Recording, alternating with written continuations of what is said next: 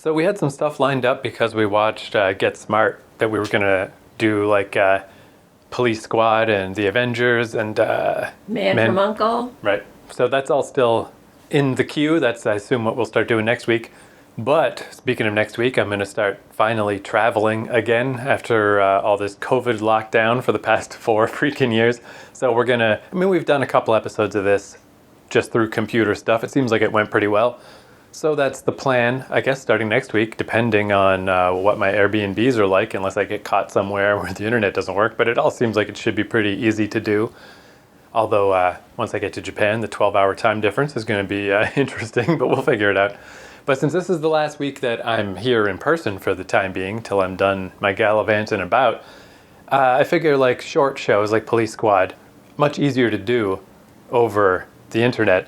Watching a whole movie is probably something, this was kind of never the point of this podcast anyway. We kind of always did TV, and I've just been sprinkling in movies here and there, but I assume we probably won't really do many, if any, movies over the internet because it's just a long time to sit there on Skype or whatever we use, It's a lot easier to just watch a TV show. So since this is my last weekend here, I was like, oh, let's squeeze in one more movie.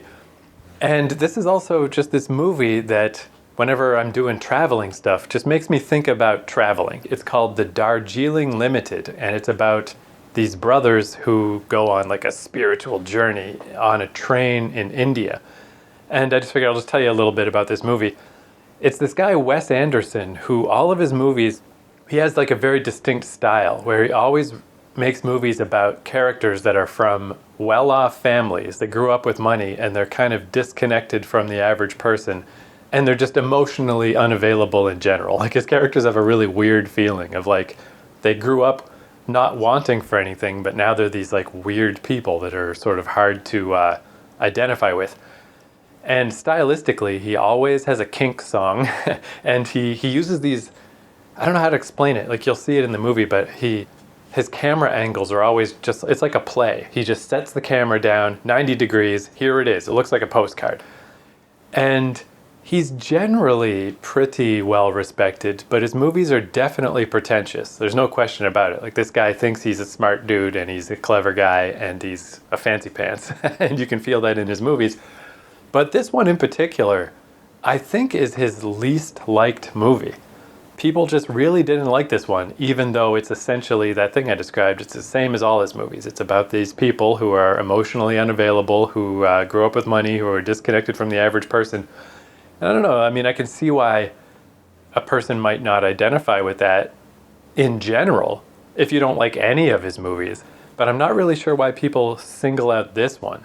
The only thing I can kind of figure is these brothers who are, again, like I said, going on a spiritual journey in India. And I think people balked at that a little bit of like, it's such a trope of like rich white guys who go to India to find themselves, I can see how that's a bit obnoxious, but it's very in line with what he always does.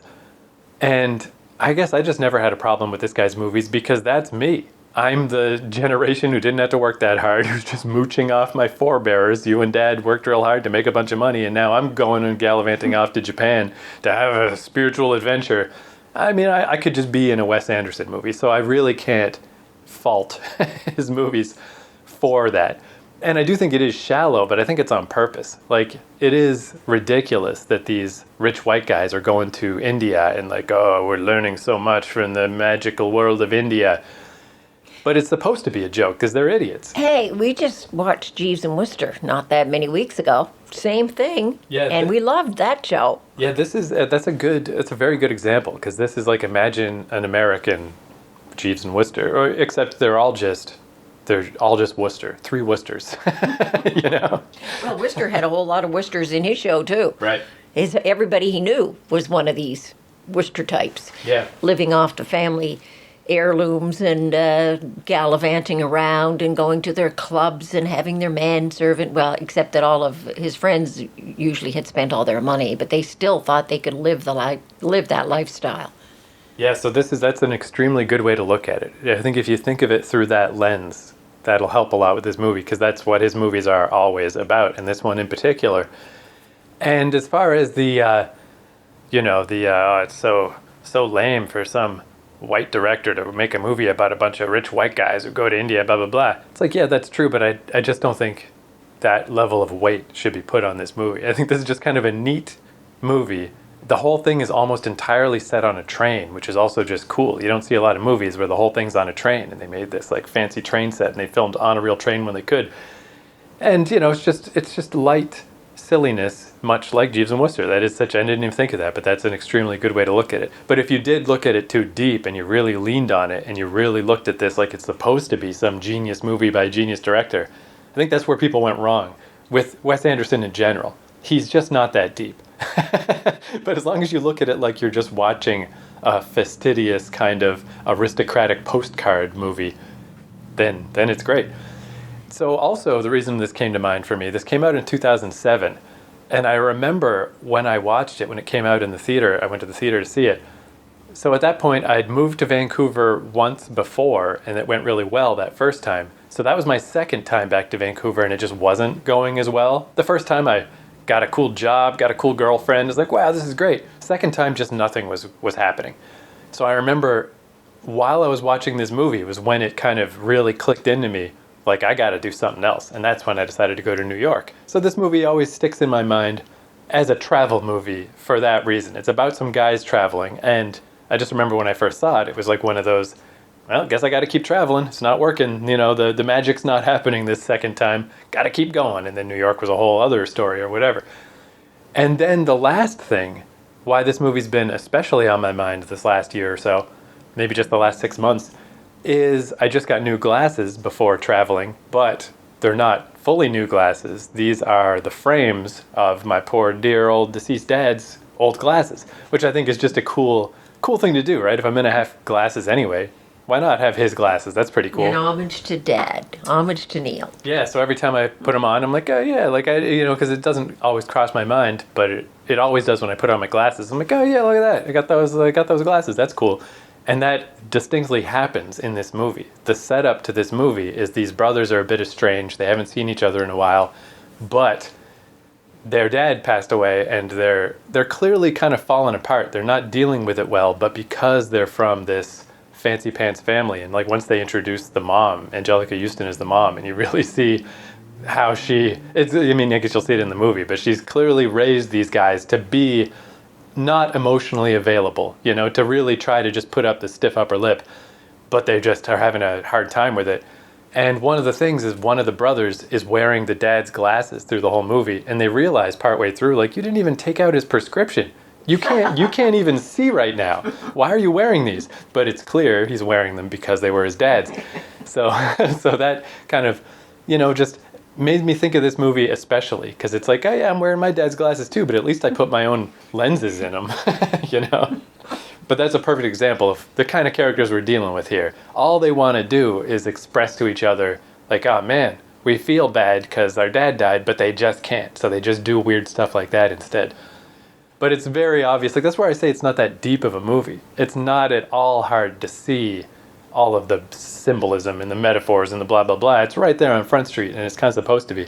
But even beyond all that, it's just a cool movie because it's like a travel movie set on a train. And even just at that basic level, I can't think of anything modern anyway where the movie is 90% on a train. And it's just cool. It's just really cool.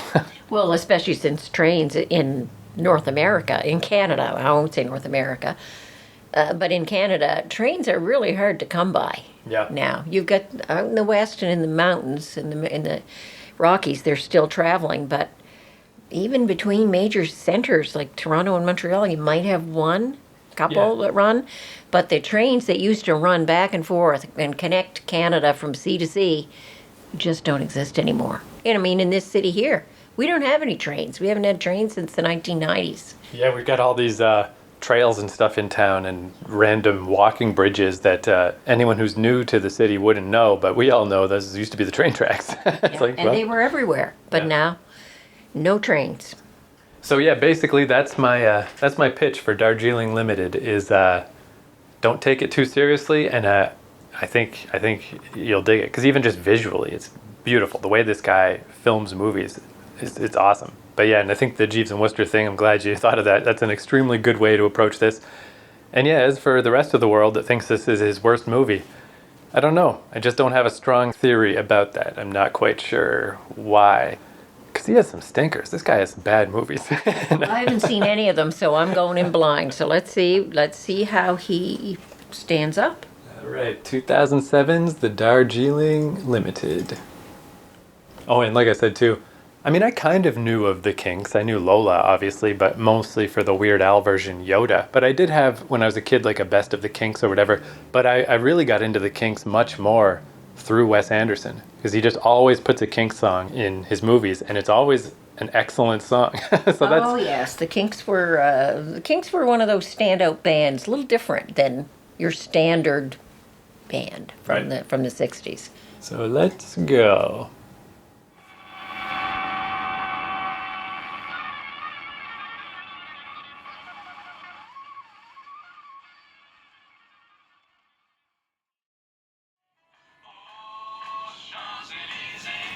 See, I haven't seen that movie in quite a while. I have seen it since it came out, but it's probably been a few years.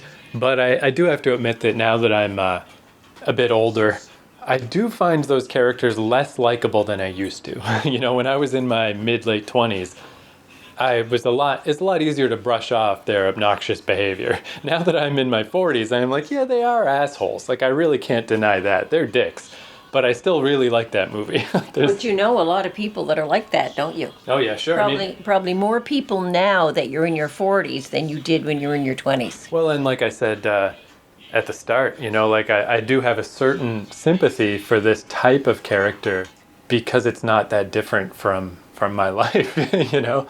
And in particular, maybe we'll go through backwards instead of going from the start. Like when they meet up with their mom. And I have so much sympathy for the mom just not wanting to deal with them. You know, that's one thing as I'm older now, where I'm just like, yeah, you know what? Maybe I'm not going to try to solve everybody's problems. Maybe I'm not going to try to help people even. Maybe I just want to go do my own thing. You know, we only got one time on the earth, and that's how I feel about Angelica Houston's character. She's just like, oh, my fucking kids again. I raised them. Yeah, I brought you up. What more do you want from me? Yeah. But at that, as I mentioned to you earlier, that point when she says, I'm here. I feel I'm helping people. They need me. And their response is, but what about us? These are full-grown men. But they're still expecting their mother to lay down for them and give to them and be there for them. And when they start berating her for not going to the father's funeral, and she doesn't get into that. But obviously, they don't get that she had an entirely different relationship with that man as her husband than they did with that man as their father.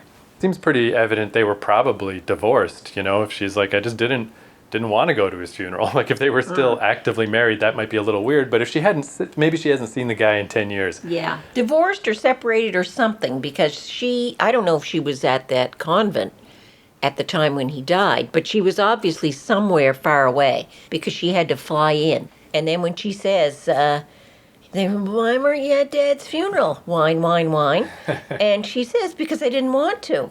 It's like they have no appreciation of the fact that, yes, she's their mother, but she is a person in her own right, and she can make decisions in her own right.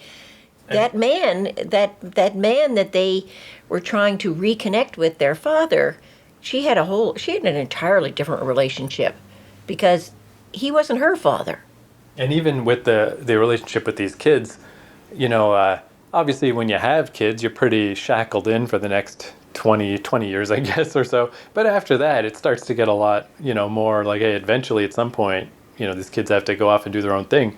She's in a freaking convent, not even just in India, way off the beaten track in India. Couldn't be further away from these people, and already got a message from Owen Wilson's character saying they were going to come and told them not to come. And they still showed up. And they come anyway. So yeah, the next morning when she's not there, I fully am on her side, because what else are you supposed to do? What more could she do to be like, I'm not in the mood right now. Give me a few years and maybe we'll hang out, but we're all adults. I'm not your mother. I am your mother, but there is a point where you've got to take responsibility for yourself, honey, and I'm going to get on with my own life. And that's what she did. And she was still the mother character in the fact that she said she was going to make breakfast for them the next morning. She did. But then she took off, and I'm saying, yay, lady, smart girl. You hang around with those two, that bunch, you'll be making them lunch, dinner, supper, breakfast again. They'll never leave. So yeah, to rewind back to the start of the movie, I thought it was interesting because, I've got the one brother, so I have a certain amount of, I do notice sometimes people who don't have any siblings, I definitely notice, like, I have experiences they don't have. Like, anytime someone says, like, oh, I've never been in a fight, or I don't know what it's like to get punched in the face, I'm like, man, you don't have a brother, do you? Because I know what all that stuff's like. But I think it's interesting because you have 11 brothers and sisters, that you have enough siblings that you could equate these three characters to more than one trio in your family. You were saying at first I was thinking of it like so-so and so-and-so and so-and-so, but actually it's more like these three. Mm-hmm. Like you have so many siblings. But I could definitely relate to those three people, especially I'm in the middle, so I'd be more like Adrian Brody. Whereas that older fella, the Owen Wilson character, there are people definitely in my family that are like that. It's a little bit of a control thing. They've got to control. They try to be nice about it, and they're trying to be very diplomatic about it. But when it comes down to the bottom line, it's control, and they want to control the middle guys, and they want to control the younger people. And that came through so many times in that show. He did an excellent job at character developments and family dynamics, I felt.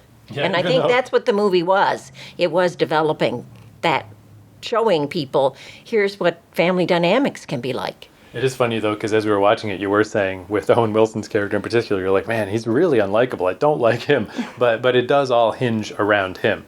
Like, he's the one who came up with this plan. He's the one who halfway tricked his brothers into coming on this spiritual journey with him. But that's the other thing I was saying at the start, how I really feel like it's important not to take this movie too seriously. And it really, out of the gate, I forgot, like, just how right away he's presenting them with an itinerary, and he says it straight up. Here's our itinerary for our spiritual journey. And that he's had his assistant bring a laminating machine to laminate it's so stupid. It's so ludicrous.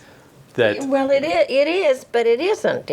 When you're a person that's in control like that, it's not just you saying things. You actually organize this stuff. And that's what he did. He didn't just, we're going to do this, we're going to do that. He actually had it all planned out, right down to the plastic itinerary. And he kept hauling it out and hauling it out. And even though they were saying, we don't want to do that, he just totally ignored them. We're going to do it. We're going to follow the itinerary. And he never said, whether you like it or not, this is what we're going to do. But that's what he was doing. He was manipulating them all the way through. Yeah, that was one thing that, again, I didn't notice so much before, but I noticed this time, is that it's very evident that Owen Wilson is, despite the fact that he's doing these things, they also make it clear that he is listening. Because what were the two things? One of them was how he kept ordering for everyone. So the middle brother is like, don't order for me. But then he immediately does. He does it the next time, but he does bring up, oh, don't worry, he's going to order for himself. Like, that he was listening. And there was something with the younger brother too. I don't remember what now. But that makes it almost worse. He's not just oblivious. He's not just in his own world. Every time they say, hey, stop doing that, they show that he heard them and he knows that they want him to stop, but he's not going to stop. He also knows what their answer is going to be, because when the middle guy says, I'm going to order for myself, and he says, well, maybe you'd like to have the cookies. No, I'm going to order for myself. Okay, he's going to order for himself, but he orders cookies. And I like, too, just that this movie, when it goes to the extremes of each thing, of like that, they were very extreme about the laminated itineraries, but also like if all that I had remembered was the dad's glasses, that Adrian Brody always wears his dad's glasses. I forgot, though, there's also the dad's belt, there's the dad's luggage, and the one that made me laugh is when they're shaving, and he's like, is that dad's razor? And like, that's so too many things to be holding on to. But I like that, because that really, really nails it home that like these characters that gave me the message that these were boys who didn't really have a close relationship with their father. I imagine their mother, she's the one who brought them up. They didn't have a really close relationship with him because he was probably doing his own thing. And now that he was dead, and they knew they could never have a relationship with him, they're hanging on to every little thing, every little item. The glasses. They can't even change the prescription in the glasses. The razor. It's a wonder that Owen Wilson's using a toothbrush there at the end, and it's a wonder somebody didn't say, "Is that Dad's toothbrush?"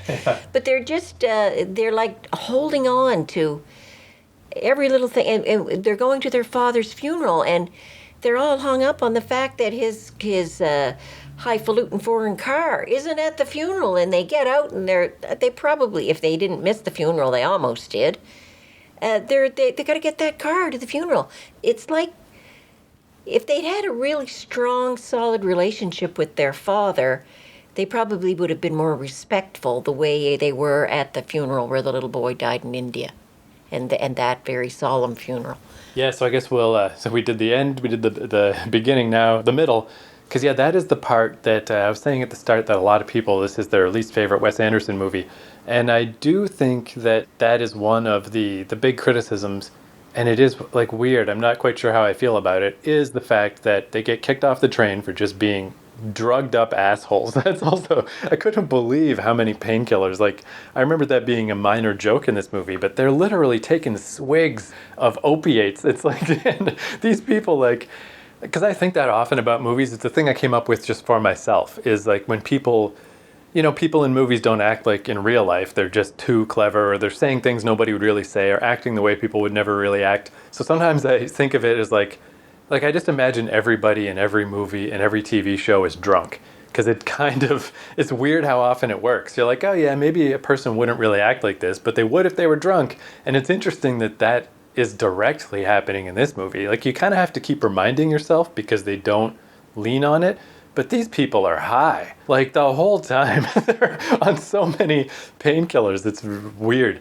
But yeah, they get kicked off the train for good reason. They really are just, being the worst. Like, as you said when we were watching it, like maybe that's one reason people didn't like this movie, is because it paints American tourists and travelers in quite a bad light, but not necessarily an unfair one. You just show up, you don't have any real respect for the culture or the environment. You bring a poisonous snake onto the train and let it escape. One of them goes off with the hostess on the train and is having sex with her, even though the boss man on the train is kind of clued in and tells them to get out. That he's going to kick them off, but they have this attitude of like, that's not going to happen to us. And then when push comes to shove, they think they can just pay it off with money and stuff. Oh yeah, that's right. He's going to buy off the guy, and the guy throws the money away, and he's like, "Oh, he throws my money away! Like, how dare he?" But then I guess where the tone of the movie gets weird is they get kicked off, and they're just trudging along through the countryside of India trying to find an airport or something, and they come across some kids who fall into like a rushing river and go to save them, but they only save two of the kids, the third one drowns. And that's where they have, like, the movie really shifts tone pretty radically to, they go to the village of this kid who drowned, and they are involved in the funeral of the kid. And it is like a nice scene on the one hand, like you were saying as we watched it, that, this is, as opposed to their manic, crazy, barely making it to their dad's funeral, like they just can't calm down, everything is nuts. This is like more of a representation of or the whole movie in general, with their sort of disrespectful attitude. They're like forced to be respectful all of a sudden. It's just like the weight of everything around them. But it's not a force. It's actually the first time when they jump into the water, all three of them, to rescue that family. That's the first time that they've ever really acted together. Up to that point, they've been together, but they've each been their own person, and I want this, and I want this, and I'm going to do this. Individuals, when they acted together, jumping in the water to save that family, that's the first time that you actually see in the movie that there's a real togetherness with them. And when they are invited to go to the child's funeral, it's the same thing. They are very much in sync, very much together. They're very respectable, very responsible, and it is a very calm, it's almost a calm scene when the child is buried, or not buried, but they put them on the funeral pyre. And after that, they still are individuals, and they're kind of doing their own thing, but not the same way. They're still a little bit in sync. Yeah, and it's like, and I liked especially that's where they have the flashback of showing them going to their dad's funeral, as opposed to now. Now it's like, in a weird way, they're properly experiencing a funeral the way you're supposed to experience it. It's mostly like there's a lot of stuff in the movie. If you just take it that is what happened to them, there's a lot of neat parallels and things that happen and stuff that's neat. It's just a little weird when you think of it, when you take a step back and just think of it as Wes Anderson, and I think it was Roman Coppola who co-wrote this with him. Right, yes. And it's a weird choice by them, because it really, the tone of the movie, like literally the second before this disaster, Owen Wilson is pointing at these kids that are about to have this calamity happen. He just goes, oh, look at these assholes. Like it's like a joke. And then right after they're done with the funeral part, they're putting hard liquor in their tea. And, they're not so different from how they used to be. You know very well that even though they've had this moment of togetherness, they're still the same idiots that they were right from the beginning. So that's where I could see the argument that just purely as a white North American writing this story, it could be disrespectful in a way, because you're really working with some live ammo here. Like, you're going, like, this is about the worst thing that could happen, that a kid dies in your movie. And what was the purpose? I mean, there were things that come of it, but I feel like it would have fit the tone of the movie better if it were less serious, if they still were involved in something in the community to sort of show them how normal people are supposed to act. No, that see, wasn't I as felt bad. The death of that child was very fitting to the movie, because these three were so into themselves and their lives they were just too much. It almost would take like something very, very dramatic to bring them out of that. Just going to a community and helping out or seeing how the other side lived or something, I don't think they ever could have, they didn't see anything wrong with their lives. Yeah, it wouldn't be enough to shake them out of making a sarcastic comment or saying something rude or whatever. Yeah. This was like the only thing that could make them just shut up. It had to be something extremely traumatic. Right. And the fact that they were going to leave after, actually, and they were actually on the bus or the train or whatever, I think it was a bus they were on. And the other little boy in that family came with other people from the community, and they invited them to that funeral. Well, if they had just rescued these children and they had survived, and then they just got on their bus and went off, what would have changed? Nothing. Right. Absolutely nothing. They needed a traumatic impact of something to do that. Yeah, so I mean, it's a weird thing. Like, I can see the criticism, and I do feel a little odd about it myself, but I don't have a good solution. I don't know how I would have written it otherwise. I can't really see the criticism. I thought it was a very good movie if you look at it from what I believe he was trying to do, which was create family dynamics and really show the reality of what a lot of families are like. But that could be why people didn't like it. Sometimes some of this stuff hits kind of close to home, and you see yourself in these things. You say, geez, I'm not, if I'm like that, I'm not really a very nice person. Or I know somebody like that, just exactly like that, and I can't stand them. If you look at it from that angle, maybe you wouldn't be all that keen on this. And especially if you were expecting any kind of action. There was really no action other than the children falling in the water and the little boy drowning. That was really the only action in it. It's weird too, where, I mean, this guy Wes Anderson who makes these movies, if you ever see an interview with him, he's exactly how you might think he would be. He's exactly the guy who makes movies this exacting and this fastidious. He's like a skinny, nerdy guy. Just imagine a guy in a tweed vest. I don't know if he's ever worn a tweed vest in his life, but that's what you think of. He's that type of guy. And I do get the sense that I think he's like a little confused in a way that people think of his movies. I mean, even I described it this way, that like they're odd feeling and distant, and his characters seem emotionally removed from the situation. Because I really do think when he sits down and writes these, he always has a co-writer of some ilk in these movies. But I really do think they try, and you can feel it in this movie a lot. Like, I think they were really trying hard to have emotionally resonant things happen, but it just comes off weird, and I do think a lot of people can't relate to it. The one that I didn't notice until this time, but that I was like, oh, that's like, it's very obvious, but it's still a nice moment, is when they were in the flashback and they were going to get the dad's car, and inside the dad's car they find the missing piece of luggage because they all have taken his luggage. But in the luggage is the youngest brother's novel, which he not only sent to the dad and the dad didn't read, but it's dedicated to the dad. And I was like, oh man, what a bummer, like, he's got all these moments like that. And that's when you get the impression at a number of places throughout the movie, but especially at that point, where you say, you know what? Those kids were trying to have a relationship with their father, but he seemed to be too busy. He was doing something else. He just threw that in a suitcase and threw it in the trunk of his car. That was it. Yeah. Most fathers, if you had had a good relationship with them, would have said, Holy, I got your book, your first book. I need you to sign it for me. I'm going to read that tonight. But the father didn't. It was even in the envelope that it was delivered in. He didn't even take it out of the envelope. So that's when I wonder about these boys going around, young men, with all these little artifacts that had belonged to their father. To me, it's like they were just trying to hang on to something of their father's, because in life, they didn't have anything with him. Yeah. I may be totally off the mark there, but that's how I read that.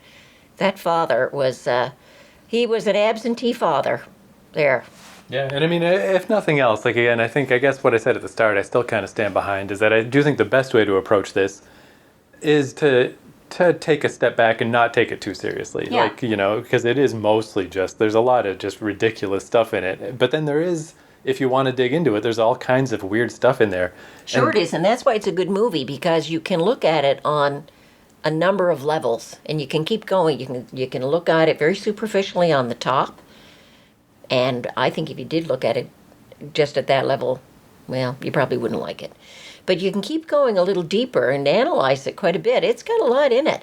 It's beautifully filmed, and it has wonderful local color, scenes of India. I presume they filmed it in India. Yeah, I don't really know If a not, lot. wherever they filmed it, it was beautifully done.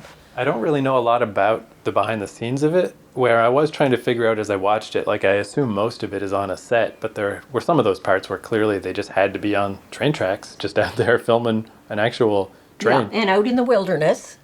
The scenery in the background, you could tell that it wasn't just done on a set. Like when the convent where the mother was, that was up in hills somewhere with water in the background, a lake or sea or something.